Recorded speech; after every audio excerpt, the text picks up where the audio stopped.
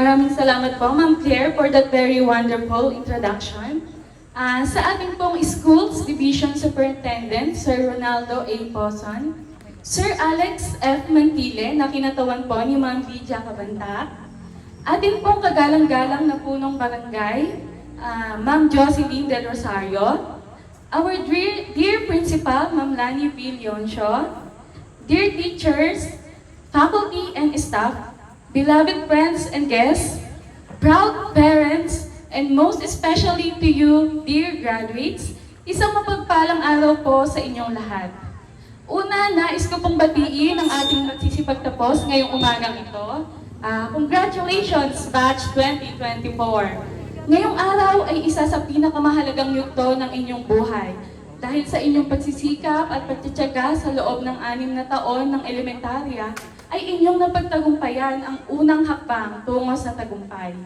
Siyempre, hindi naman iyon magiging posible lahat kung hindi dahil sa gabay ng inyong mga masisipag na guro at lalo't higit ang inyong mga magulang na alam ko po at ramdam ko po ang pagsisikap at pagtitiyaga ng inyong mga magulang upang kayo ay pag-aralin at mapagtapos ng elementarya. Kaya naman po, bigyan po natin ng malakas na palakpak ang mga magsisipagtapos, mga guro at mga magulang. Salamat po. 3 weeks ago po, konting kwento lang po, may nag-message po sa akin, message request sa akin, saying, pwede daw po ba ako maging guest speaker ngayong araw? Hindi ko po agad sinin yun, yung message na yun. Sorry po sir talaga, hindi ko po talaga sinin muna.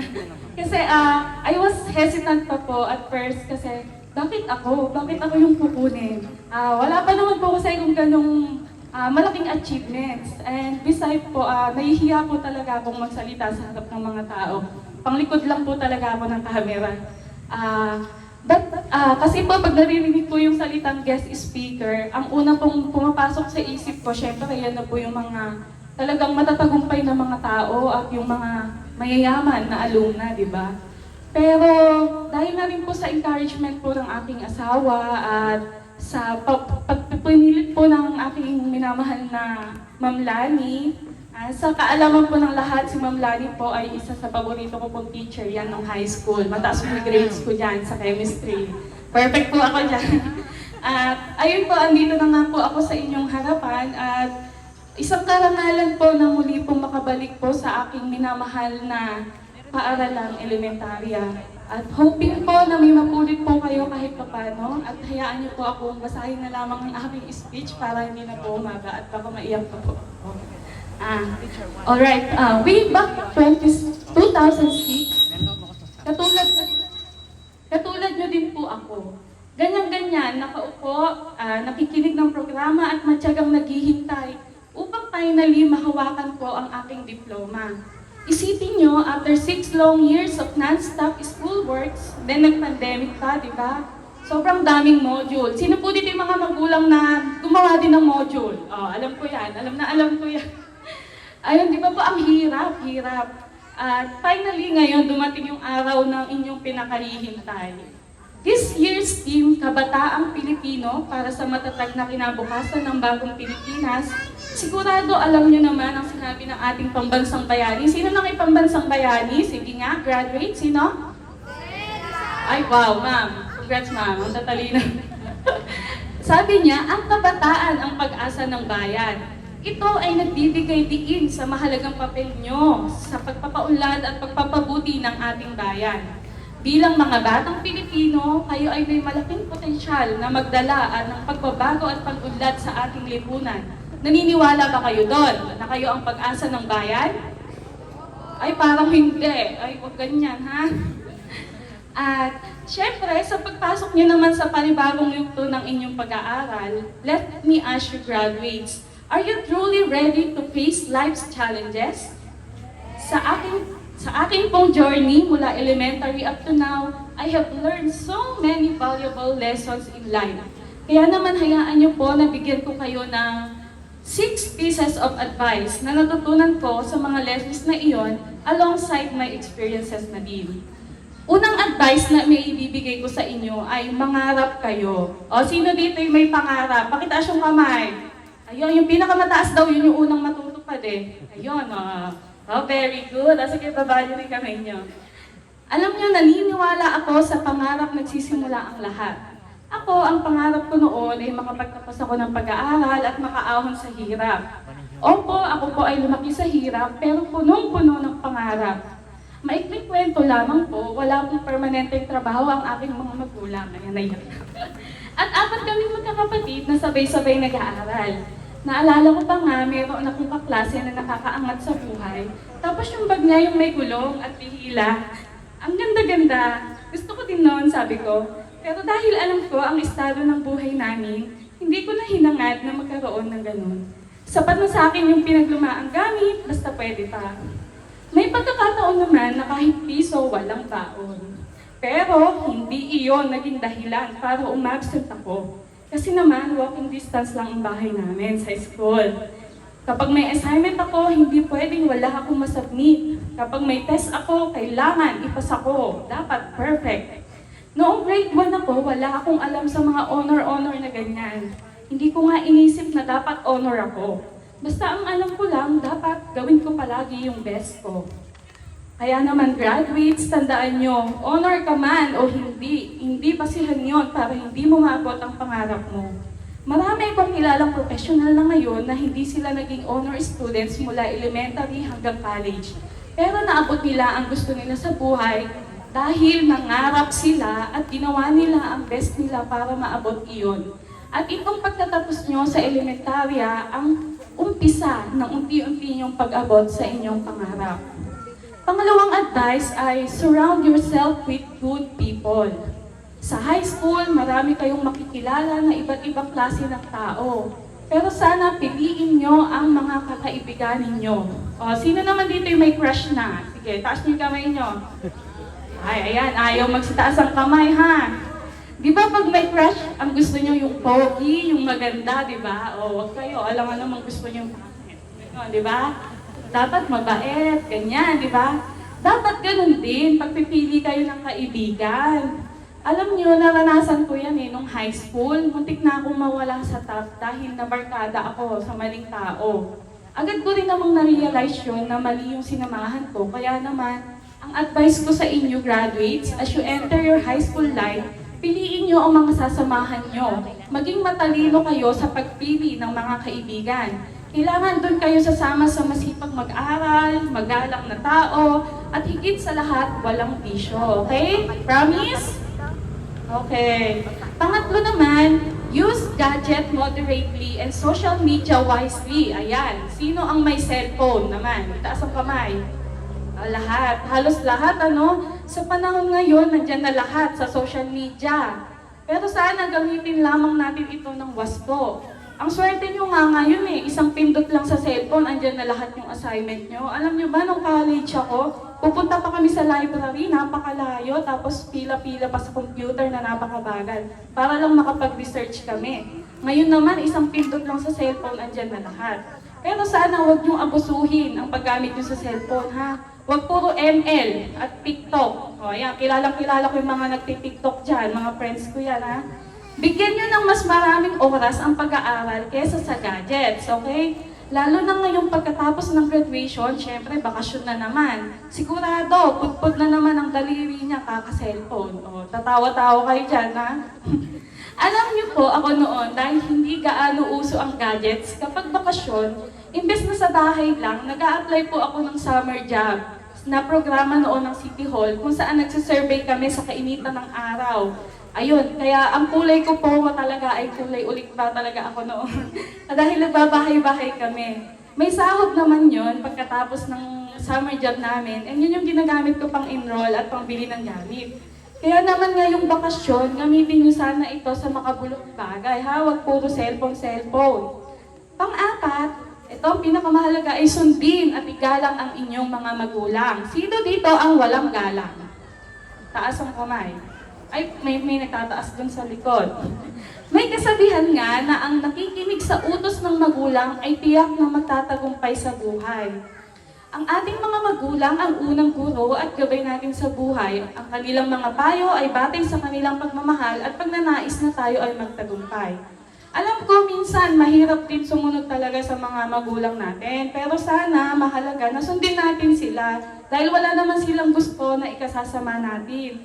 At sana sa bawat tagumpay na matatamo natin balang araw, huwag natin din kakalimutan ng ating mga magulang, okay? At panglima, ito, huwag magkumpara. Don't compare. Huwag ikumpara ang sarili sa iba. Kapag lagi mong kinukumpara ang sarili mo, madalas kang makakaramdam ng pagkabigo. Tandaan natin na sa buhay, hindi pantay-pantay. Sabi nga, life is not fair. May mas magaling, may mas maganda sa'yo, may mas nakakaangat sa buhay kesa sa'yo. Kaya naman huwag na huwag maiinggit kung yung classmate mo ay merong bagay na ganito at ikaw wala. Huwag kang iiyak sa parents mo kung gustong-gusto mo yung bagay na meron siya.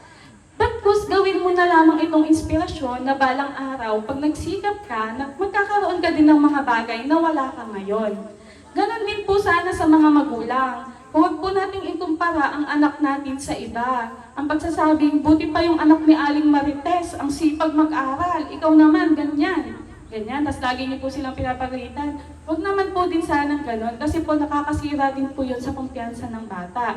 Tandaan niyo po, ang buhay ay hindi kompetisyon. Kaya huwag maiinggit, magtiwala ka sa sarili mong panahon. Panghuli at pang-anim na advice po sa inyo ay isipin na may plano ang Diyos sa bawat isa. Opo, naniniwala ako sa plano ng Diyos para sa bawat isa sa atin. Tulad ng sinabi ng aklat ng Jeremiah, sapagkat alam ko ang mga plano na mayroon ako para sa inyo, sabi ng Panginoon. Sila'y mga plano ng pagginawaan at hindi ng kasamaan, upang magkaroon kayo ng kinabukasan na puno ng pag-asa. Natatandaan ko po noon, may kwento lamang po noong high school ako, hindi ko po talaga alam kung anong plano ko sa buhay, kung saan ako magka-college o kung anong kurso ang kukunin ko. Bilang ako po ay isang active church server din noon, ipinagpasa Diyos ko na lamang po lahat ng aking plano at itinungo niya ako sa Wesleyan University, Philippines, kung saan nag-offer sila sa mga top 10 students ng scholarship, free dorm, uniform, and books. So, kinrab ko po agad yung opportunity na yon. Pero ang consequence po nun, kailangan namin mag-maintain ng 1.75 na average per SEM. At sa kasawiang palad, hindi ko po yun na-maintain noong second year. Ang sabi ko po sa mama at papa ko, kaya pa ba? Dahil alam niyo naman po, sa Wesleyan University ay napakataas po ng tuition. Alam na alam yan ni Ma'am Lani. And then, pero hindi po ako sinukuan ng aking magulang. Naalala ko pa nga po nun si Papa, gamit niya yung luma niyang bike. Hahatilan niya ako ng baon, 20, 50, ganyan. So, Wesleyan, isipin niyo yung baon niyo ngayon, di ba? Ang laki. Ako, 20. College ako. Magpabike siya mula Imelda hanggang Wesleyan kasi yung pamasahin niya sa jeep, ibibigay na lang niya pandagdag sa baon ko. Nagpatuloy nga po ako sa aking pag-aaral kahit minsan pamasahe lang na ang baon, maglalakad na lang ako mula Wesleyan hanggang terminal para makatipid sa pang-tricycle. Ang diskarte ko pa noon ay ginagawan ko yung mga kaklase ko ng assignments, essays, and projects. Lahat ng kaya kong gawin sa kanila, ginagawa ko and then binabayaran nila ako ng 20, ganyan 50. So ayun, nakaraos po ako noon. Hanggang sa third year and fourth year, naibalik ko po ang aking scholarship, na-maintain ko yung 1.75. And then, until I graduated with the flying colors. I recall the struggles and I take pride in turning all those hardships into motivation to study harder and to push myself to achieve my dreams and goals. Hindi naging madali ang buhay college ko, pero masasabi kong pagsigad ang nagplan sa buhay mo, everything will turn into greater things. Sabi nga, bago pa tayo ipanganak, alam na ng Diyos ang kanyang plano para sa atin. Kaya kung hindi ka sigurado sa iyong mga pangarap, tandaan na may mas malaking plano ang Diyos para sa iyo. Magtiwala at manalig ka sa Kanya at Siya ang magtuturo sa iyo ng tamang landas. After ko po magkatapos ng kolehiyo at makahanap ng trabaho, hindi po ako tumigil mag-aral. Sinamantala ko yung pagkakataon, kahit maliit lang po yung sahod ko noon bilang contractual pa lang, nag-masteral po ako, and then after mag-masteral, nag-accountancy naman ako. Sa trabaho ko din po nakilala ang aking katuwang ngayon sa buhay at meron po kaming isang anak. Sa ngayon po, bilang regular employee, hindi naman ganun karangya ang aming buhay, ay masasabi ko pong sobrang blessed po at kontento po ako at lubos po ako nagpapasalamat sa Diyos. Kaya naman po, tandaan nyo, ang kahirapan ay hindi hadlang upang makapag-aral. Sa mga magulang na narito ngayon, may pakiusap po ako, pwede po ba mga magulang? Huwag niyo pong sukuang pag-aralin ang inyong mga anak. Huwag niyo pong isipin na mahirap lang kami, baka hindi ko na mapagtapos ng pag-aaral yung anak ko. Mali po yun, huwag niyo po yung iisipin.